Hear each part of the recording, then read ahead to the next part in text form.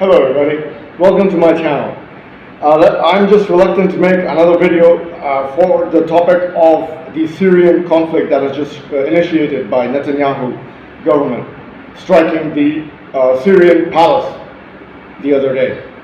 Now, let's just slowly digest what I'm about to tell you, because this information is very much confusing, not only to the viewers, but to the rest of the globe and the earth.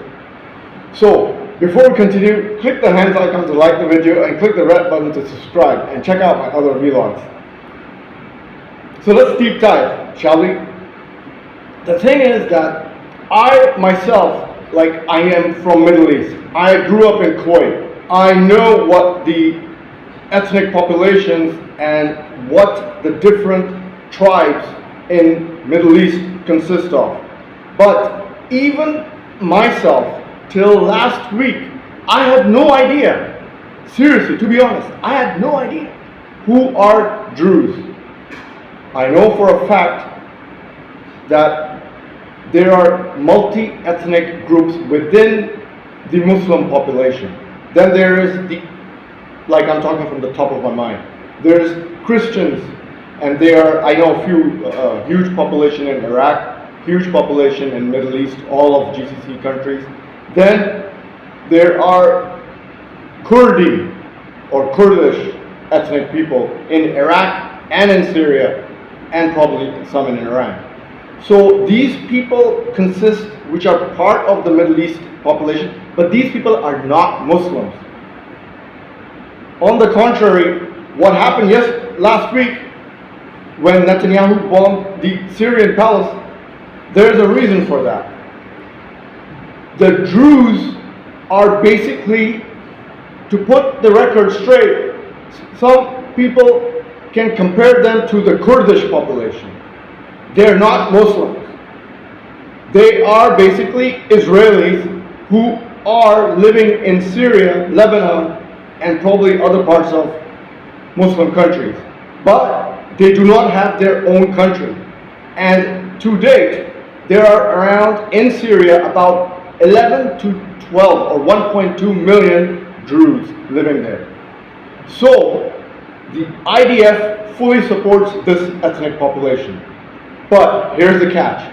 Like I said, I'm from Kuwait. I speak Arabic fluently. And even till last week, I had no idea who are these people, the Druze.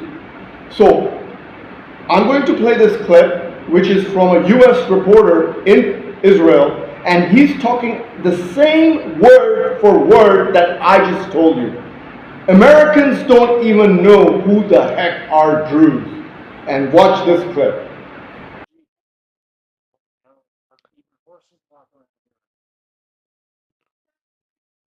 All right, we're going live.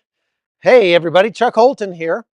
I'm coming to you from the northern tip of Israel, up in the Druze village of Majd al-Shams, of the Druze, because I just didn't understand them. And they look Arab, they speak Arabic, and so I just sort of lumped them in with all of the Arab Muslims, some of which, I mean, they're mostly nice people, but there are also, obviously there's some tension there if you're around Arab Muslims in Israel. So see, wonderful people of the internet, even the Americans have no idea what is going on in the Middle East. And the reason for this is, I'll tell you why. The Druze have been living with Syrians and Muslims all throughout history, even before Israel was created.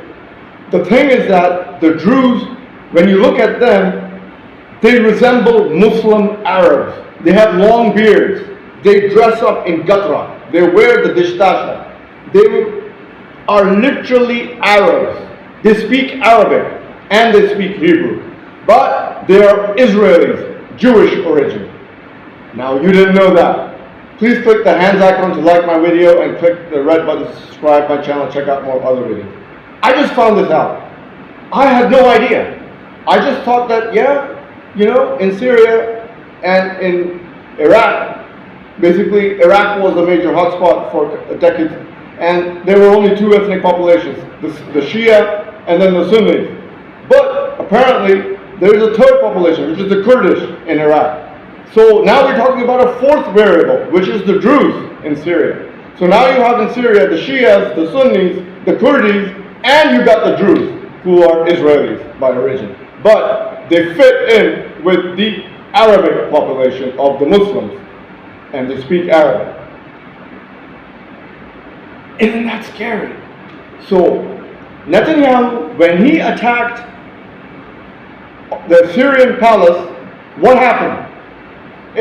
It showed that he wants to create further conflict and create chaos. And what happened? The counterattack by Syria? The Syrian army went to Sueda, which is a stronghold, and over there they combined the forces with the Bedouins, Arab Bedouins of Sueda, and they attacked the Druze population. On the spot, 568 Druze were killed, and 2,000 further made homeless. So what did Netanyahu achieve? It makes no sense. This guy is totally freaking out. He's making further problems for the Israelis, if you look at from the Israeli point of view. And if Israel collapses, he's going to take out all the ethnic populations of Jewish origin around the Middle East. That's the problem. So the point of the matter is, the Americans don't know what the hell is going on in Syria. And now, so you have to see who is making these problems and who is triggering these ethnic populations to explode into chaos. Even if Americans don't know what's going on, most of the world doesn't know what's going on, then you have chaos theory.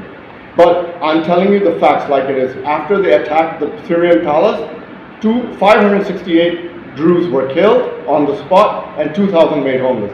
So I do not see the IDF forces of Israel victorious in this scenario, because the counter-attack has already happened, and now more attacks are going to happen. So if Netanyahu goes on the rampage, there are going to be more killings. This is the point I have to make.